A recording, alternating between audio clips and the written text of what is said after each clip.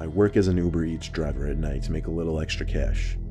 Friday and Saturday nights are always the busiest because everyone's either home or with friends and ordering food, so those were usually the nights I would work. I got a request on a Saturday night at 1 a.m. to pick up McDonald's for a guy named Kyle.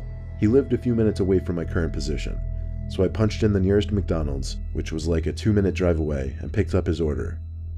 It was a small order. I think he only wanted 2 hamburgers. He lived like 5 to 7 minutes away from the McDonald's. I followed the app's directions to the house, and eventually it led me to a short dead-end street that veered off another dead-end street. The house was the last one on this dead-end road. It sat right next to a line of trees that ran alongside a highway that was pretty much dead at this hour. Given how late of an hour it was, I didn't want to ring the bell, so I called this Kyle guy's number. It rang once, then went to voicemail, so I hung up. Then I got a text from him though. He told me to come to the door, and so I did.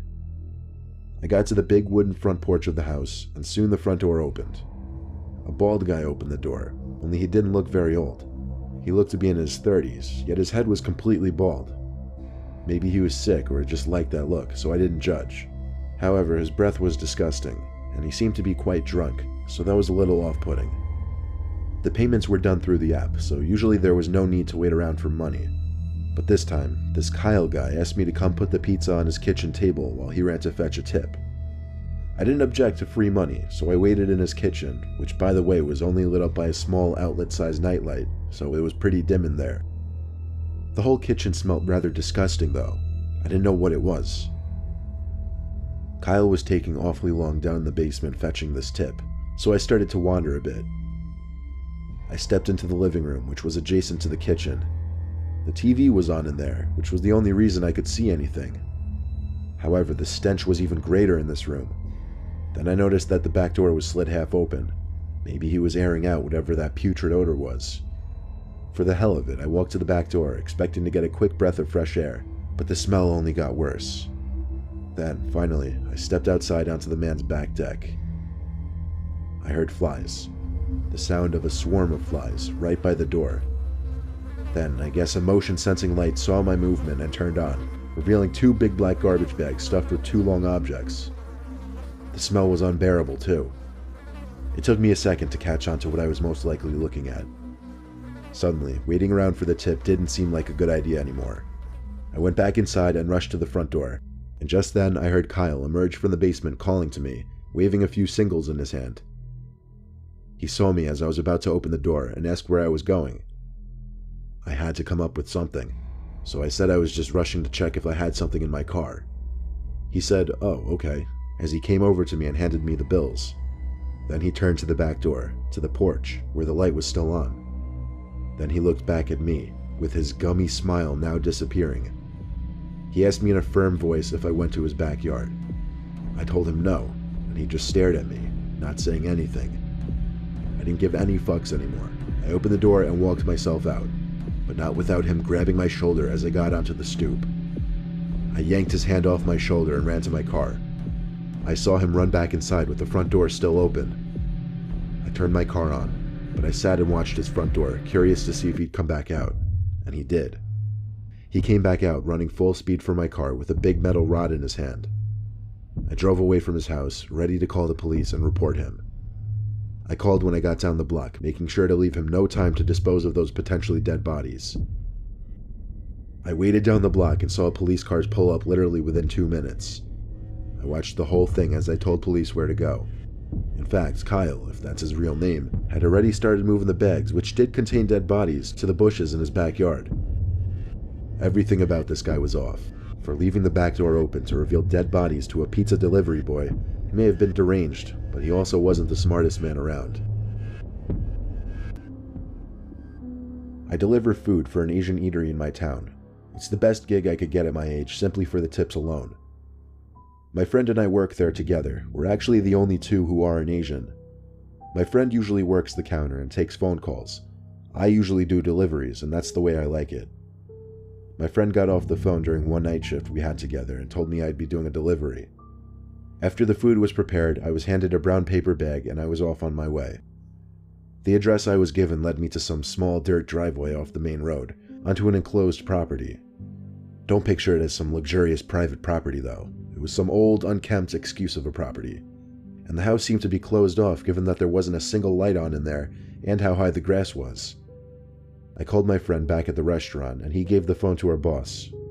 Unfortunately, our boss is a stinge, so he yelled at me in his thick Asian accent to knock on the door and don't waste the food. I got out from my car and felt grass rubbing against my shins.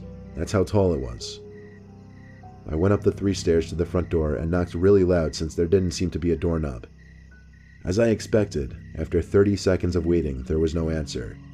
So I got back in my car, and first thing I did was start texting my friend back at the restaurant. But when I looked up back to the house, this time one of the upstairs lights inside of the house was turned on. So I went back to the door and knocked once again. Only on the first knock, the door pushed open slightly. Someone had opened the door, but there was nobody standing next to the door. I pushed the door open a little more and called out hello. My voice echoed through the empty house. I was waiting to hear footsteps come to the door. They never did. Obviously, someone had to have opened the door, so if they weren't going to come to the door, I had to assume they wanted me to come in. I stepped into the house as my shoes made the wood floor creak. I called out one more time, and this time someone replied back. I heard the words aquí arriba. Now, I'm not fluent in Spanish by any means, but I knew that aquí meant here, and I knew arriba meant above, so I put 2 and 2 together and figured they said up here. There was a stairway in the middle of the hallway, so I walked over to it and stopped at the bottom step. I looked up the stairs, and all I saw at the top was an arm reached out over the ledge, doing a little stiff come here motion. I used what little Spanish skills I'd gained from middle school and said something like Tango tu comida as I walked up the stairs. As I got about halfway up the stairs, the arm wasn't there anymore. I got to the top looking for whoever was just standing by the ledge over the stairs. Then I noticed through the tiniest amount of light that the person was now inside a bedroom with the lights off. But I didn't see the actual person. Once again, all I saw was the person's arm, doing that same come here motion. It's as if anything above the person's elbow was faded to black in that room. It was such an eerie sight. I knew for certain I wasn't going in that room though. So I said firmly with confidence, "Buddy, I'm not going in there. You come out here with money or I leave." Suddenly, the arm pulled away into the darkness of the room ahead of me, and after a few seconds of standing there in silence, I was hit by a flying object. It happened so fast that it took me a few moments to realize I'd just been hit with a stiff, severed arm. It wasn't some plastic Halloween toy, it was a real arm. I ran down the stairs with the food still in my hand and got back to my car. I didn't even call my friend or my boss. I drove straight to the nearest neighboring house and rang that person's doorbell. When they answered, I told them about what their neighbor had just done to me, and the woman had the most puzzled look on her face. She said nobody's lived in that house for a year. I felt my stomach drop when those words hit me. She said she would call the police after we talked about it for a good 5 minutes. Then I went on my way back to the restaurant with the food. I explained the best I could to my boss, and he let it go. I sometimes wonder how things would have played out if I went into that room, and who or what I would have found.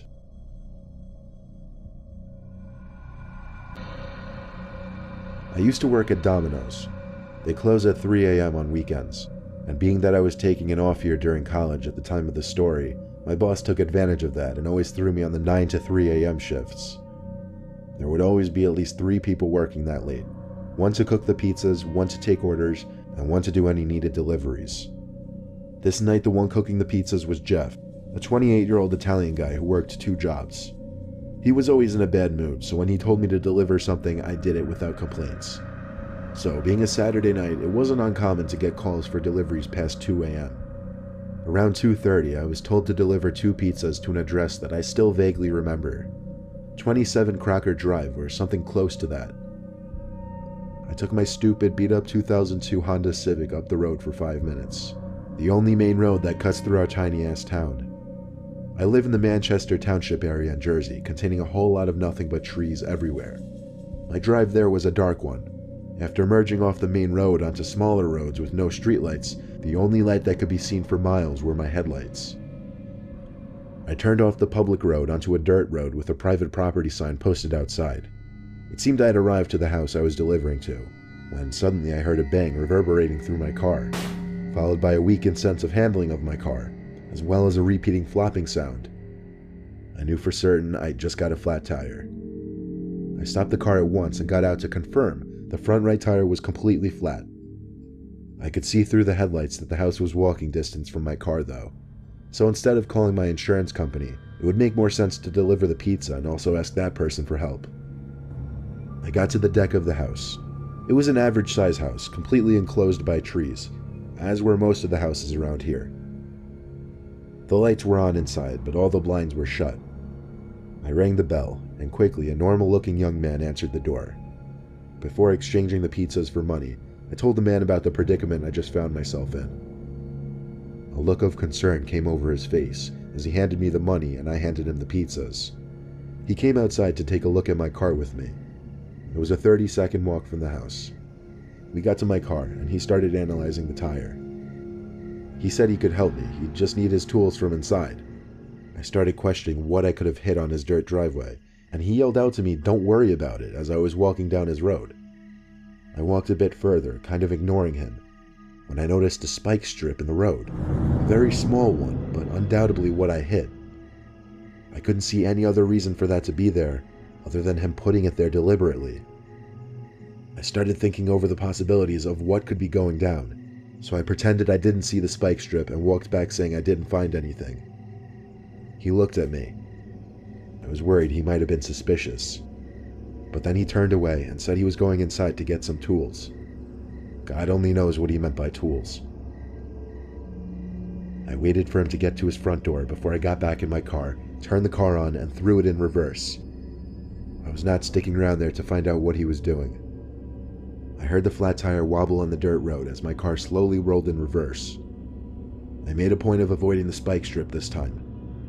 As my car pulled out of the private dirt road onto the concrete road, I took one last look down the man's driveway to make sure he wasn't following me, then I took off. I couldn't drive too fast though and risk of damaging my wheel. I stayed at a steady 10 to 15 miles per hour. I looked in my rearview mirror and saw something behind my car. The man running after my car. I had no choice but to step on it, forcing me to cringe as I could literally feel the damage being done to my wheel. The distance between my car and the man got greater until he was out of sight. After turning back onto the one main road that I'd mentioned earlier, I slowed down the speed a little bit back to 10 to 15. It was a long ride back, about 20 minutes since I had to drive slow.